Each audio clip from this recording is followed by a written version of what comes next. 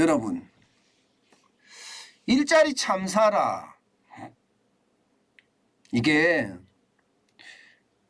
8월 달에 미국에서 일어났습니다. 지금까지 미국은 고용이 좋다 해왔습니다. 그런데 여러분, 이 지표 한번 보세요.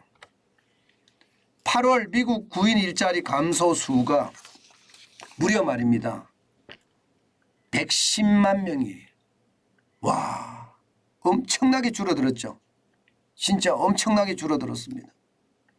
일자리 총 수는요 5만 3천 건이었거든요. 그중에 110만 건이 줄어서 110만 명의 고용이 줄어들었다는 이야기입니다. 장난이 아니게 줄어들죠.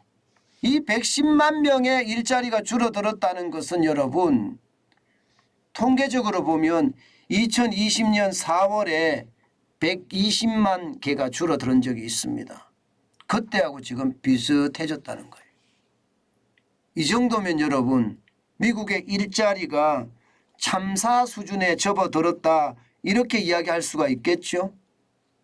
최근 20년을 놓고 봤을 때도요, 2020년 4월 팬데믹으로 120만 건까지 줄어들었던 것, 그 이후로는요 지난 8월에 110만 건이 줄어드는 게 최고로 많이 줄어들었습니다. 심각하다고 이야기할 만큼 줄어들었습니다. 그러니까 시장에서는 해석이 이제 분분합니다. 해석이 분분해요. 한쪽에서는요 이제 긴축 효과가 나타나는 거다, 이렇게 이야기하고요.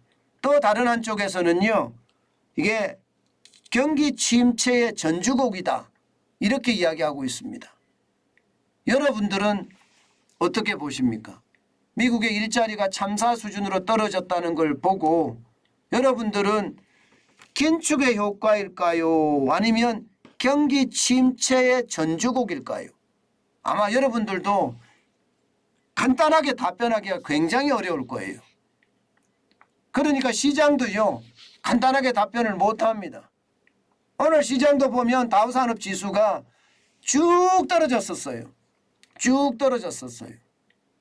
예, 얼마나 많이 떨어졌었느냐?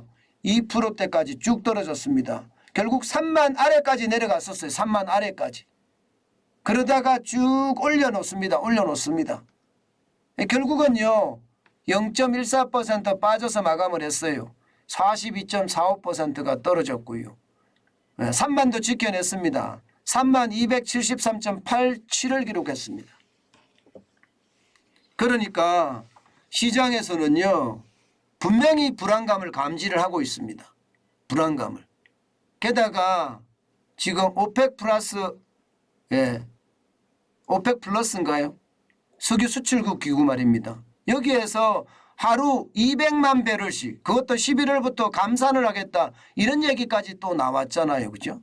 그러니까 여러 가지가 뭉쳐서 시장에 어떤 충격이 왔던 거는 사실입니다. 그런데 여러분, S&P 500 지수도 마찬가지입니다. 오늘 시장이 S&P 500 지수라는 게 블루칩 지수입니다. 0.2%가 빠져서 7.65가 떨어졌습니다. 3782.28을 기록했고요. 그리고 당연히 저는 당연히라고 생각합니다. 나스닥 종합지수도 빠졌습니다. 그래프는 비슷비슷하게 보이죠. 0.25%가 빠졌고 27.77포인트가 떨어졌습니다. 그래서 11,148.64로 마감을 했습니다. 결국 말입니다. 시장의 어떤 침체 신호 지금 왔다고 볼 수 있나요? 아니면 긴축 효과가 나타났다고 볼 수 있나요? 뭐 이 말이 똑같은 말이다 이렇게 이야기할 수 있지만 이게 다를 수가 있거든요. 긴축 효과가 나타나서 일자리가 줄어들었다, 이 말은 연착륙이라는 어떤 경제가 완만하게 떨어지는, 그러면서 안정을 찾아가는 그런 모습이라고 한다면, 경기 침체의 전주곡이다 이 말은요 결국은 경착륙에 대한 이야기거든요. 경착륙에 대한 이야기. 쉽게 말하면 경기가 급전직하로 뚝 떨어지는 거 말입니다. 그런데 시장은 급전직하로 떨어질 거라고 예상하는 것도 있지만 연착륙이 될 수 있을 거라는 것도 있다. 왜냐하면 미국의 금리를 이렇게 되면 한꺼번에 못 올릴 거다 이렇게 생각하는 거예요. 지금 현재까지는 11월 2일 날 미국이 금리를 올릴 때 자이언트 스텝이라고 이야기하는 0.75%를 올릴 거다 이렇게 예상을 하고 있잖아요. 그런데 이게 일자리가 이만큼 쭉 떨어지니까 금리 제대로 못 올리겠네 이렇게 생각할 수밖에 없는 거고요. 그 상황을 지금 시장에서는 받아들였다는 뜻이에요. 경기 침체보다는요. 결국은 긴축 효과를 더 믿었다. 뭐 이렇게 생각하는 게 오늘 시장에 대한 해석 정확할 것 같습니다. 경기 침체보다는. 왜냐하면 떨어졌다가 다시 올라가는 모양새를 취했으니까 미국의 중앙은행인 연방준비제도에서 금리를 0.75%까지 안 올릴 거다. 여기에 더 방점을 시장은 많이 줬다는 그런 이야기가 됩니다. 물론 오늘 지금 유가도 장난 아닙니다. 유가가 이대로 가면 11월부터 200만 배럴씩 감산한다. 사우디아라비아와 러시아가 이게 동의를 함으로 해서 감산하는 걸로 결정이 났거든요. 그러니까 서부 텍사스산 중진유 같은 경우도 3.45%가 폭등했습니다. 3.45% 2.89달러가 올랐거든요. 86.52달러까지 올랐습니다. 이거 100달러까지 간다는 거 아니겠습니까? 11월에 다시 감산을 하게 되면 말입니다. 이걸 보면 말입니다. 결국 말입니다. 지금 분위기 자체는요. 또 오일 쇼크였던 모양새. 안 그래도 지금 유럽은 천연가스가 부족해서 가스 쇼크가 난 상태인데 사우디아라비아와 러시아가 결탁을 했다. 뭐 이렇게까지 이야기할 정도로 이게 하루 200만 벌의 감산이 오게 되면 아마 충격이 될 거예요. 이 문제까지도 말입니다. 이 문제까지도 사실은 이것은 굉장히 충격적인 거거든요. 그러면 주가가 쭉 빠져야 됩니다. 주가가 쭉 빠져야 되는데 이 문제마저도 말입니다. 시장에서는 미국이 기준금리를 폭등시키는 기준금리를 0.75% 올리는 다시 말해서 고강도 긴축 정책에서 좀 완화할 거다. 이런 게 시장에서는 작동이 됐다.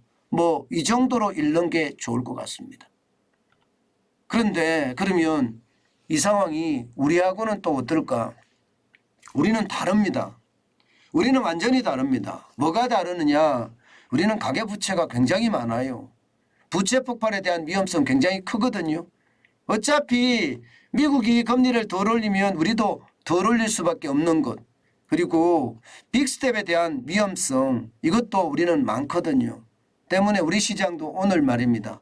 변동성 장세가 될 것 아닐까 이렇게 읽혀집니다. 여러분 투자는요. 지금 분노의 매수를 할 수 있는 그런 시간은 아니라고 생각을 합니다. 그만큼 시장의 변화가 아직도 멀었다 이렇게 보이니까요. 오늘 시장은요. 또 변동성 장세 여러분 주의하시고 또 주의하시는 게 필요하지 않을까 저는 그렇게 생각합니다.